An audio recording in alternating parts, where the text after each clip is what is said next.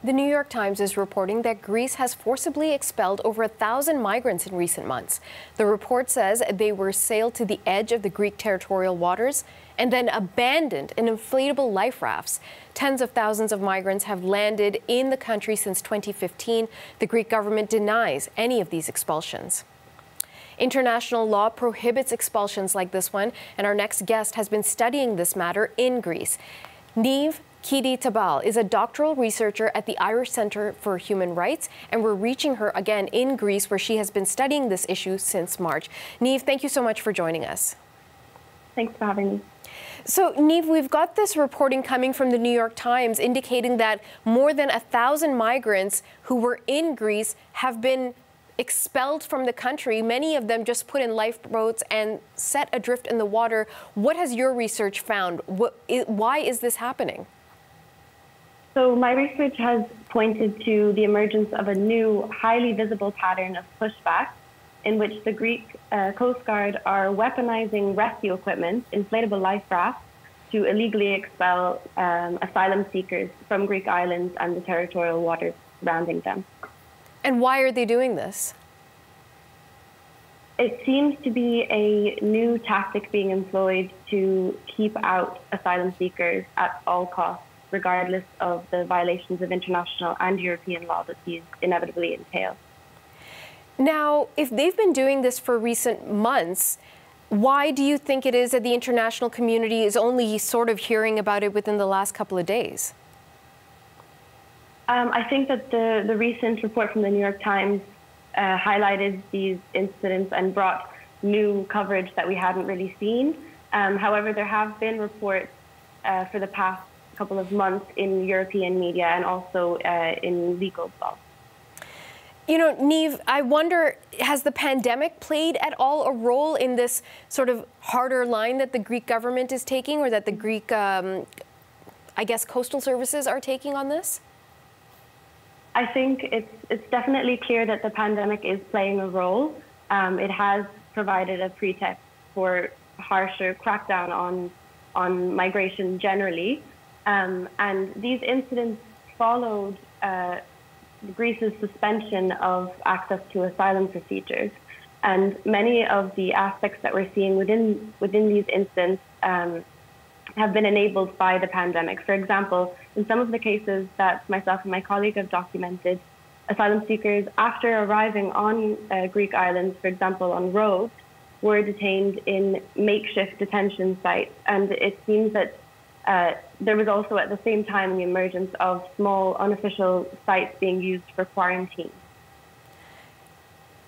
And have you seen an increase of migrants coming to Greece also related to the pandemic? I haven't seen an increase in migrants related to the pandemic, but what we have seen is the halting of official means to deport migrants legally. I'm speaking of legal methods. For example, prior to the pandemic, based on a readmission agreement, Greece was able to return rejected asylum seekers to Turkey. But in the context of the pandemic and the breakdown in relations between Greece and Turkey, legal returns were no longer possible. So it seems like the Greek authorities have been resorting to illegal means to deport asylum seekers. Has there been any pushback within Greece to the country taking on these measures? Sorry, could you repeat the question? Has there been any pushback, any opposition within Greece? Are there human rights activists who are pushing back on this? Yeah, so there has been quite a lot of pushback against these incidents. We've seen very thorough documentation of these incidents by NGOs, for example, the Legal Centre Lesbos. We've seen Human Rights Watch reports. We've seen numerous academics and activists and journalists documenting these incidents and calling for accountability. However, the Greek government continues to deny these incidents. Now you, because of your research, having been there since March, you've seen a lot, you're studying a lot.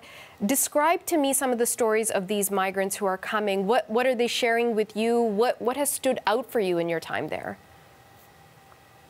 What stood out for me based on the testimonies that I have collected, and I've been collecting these testimonies remotely, I should add, is the level of violence that these tactics involve.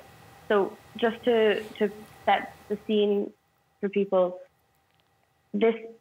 after having already arrived on an island, asylum seekers come there expecting to have their asylum claims heard and processed. But instead, in many instances, they have been actually tricked into being rounded up based on being told that they were, for example, in one case, going to be taken for a corona test in Athens, or various other reasons were given, rounded up, being brought on board Coast Guard ships, dragged out to sea. Migrants were beaten, had their belongings, including their phones and money, confiscated. And then they described being forced onto these life rafts, which in some cases were actually damaged. And we've seen video evidence showing that in some cases these rafts were filling up with water, putting the migrants at risk of drowning, and then only to be abandoned at sea, totally helpless. Also, it's important to note that there would be without having your phone, that's normally the only way that migrants can make a distress call to send a message to be rescued.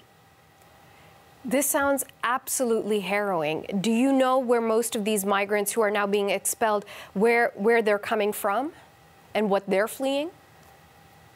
So most of the migrants that I have interviewed are Syrians.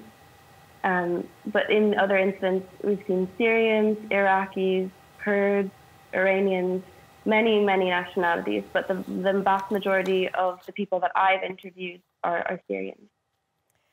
Now, we should note that the Greek government is denying taking part in these practices. So if the government itself says we're not doing what we're being accused of, what's your reaction to that? My reaction to that is that there is very substantial evidence showing that these incidents are taking place, and they continue to take place. Even after the government denied these incidents at the European Parliament, they continued. We saw an increase in this practice whereby rescue equipment is being used for pushbacks in July. So the argument that they're not happening is very difficult to maintain. So Niamh, we're running out of time. What's the next step? What does the international community need to do if this is in fact infringing on international law? The international community needs to put pressure on Greece to investigate these incidents and to have accountability for this violence that's being inflicted on asylum seekers. Okay. It's a troubling story, Niamh. I really appreciate you putting it into context for us. Thank you. Niamh Kidi-Tabal is a doctoral researcher at the Irish Centre for Human Rights. She's joining us from Greece.